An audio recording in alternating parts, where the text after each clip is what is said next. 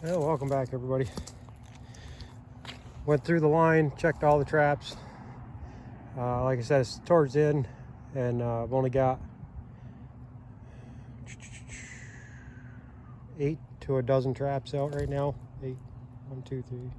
Yeah, about a dozen traps out right now, and I get to literally the last trap of the day, and every once in a while you just hit one of those "how in the world did that happen" type deals, and this is one of them. So this is that water plant with the bridge up above where I showed you that new property. The dam had let go, they called me, and I had a caster mount set up here and a drowning rig on a cable. The stake's laying there in the water, pulled out. How the hell it pulled it out. I also had a stake, one of these saplings here that was about an inch around. Drove in with it down through deep into the mud.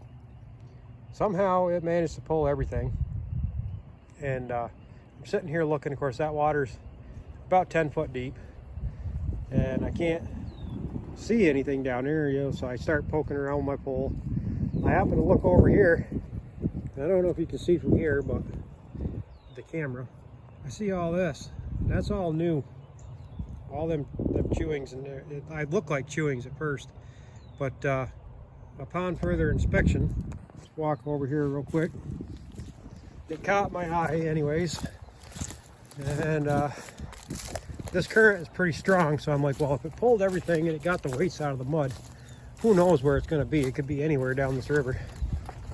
And so I come over here, I see all this, and I'm like, that's not chewing, that's damage. So I'm thinking, okay, it got down here, tried to get up on the bank and got wrapped up, but I still couldn't find anything.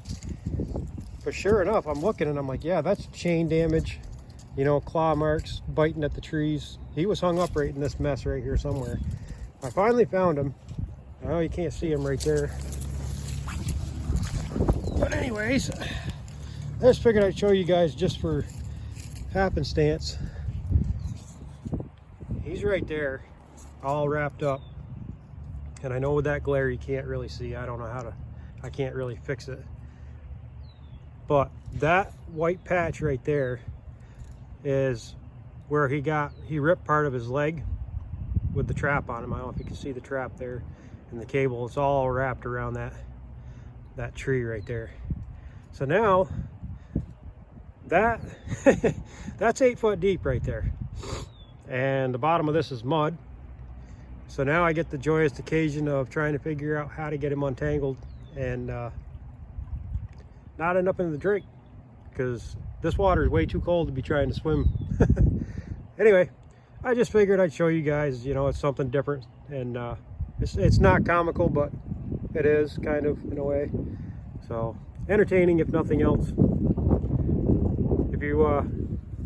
If this stuff's not clay, this is really, it's like, I don't know, it's hard to explain. It's sand, basically, packed sand. And you know, when I staked that thing down and the stakes went in fairly easy, I said, well, if I drive that piece that I cut down deep, it should hold. And you know, just do yourself a favor, get a cable extension and extend your cable off of wherever you got your trap anchored right there. Just extend it up to something else and put a secondary, basically a safety on, I guess is what I'm trying to say. Learn from my mistakes, don't do what I do. Anyway, moving on. Well, I know why the anchor got pulled now. So this is that beaver that I lost down in that other trap down there that tore up that log down there. You see where the trap was on him and pulled out. Makes sense as to why there wasn't any toes in the trap. This is a Mondo beaver. Big old beaver.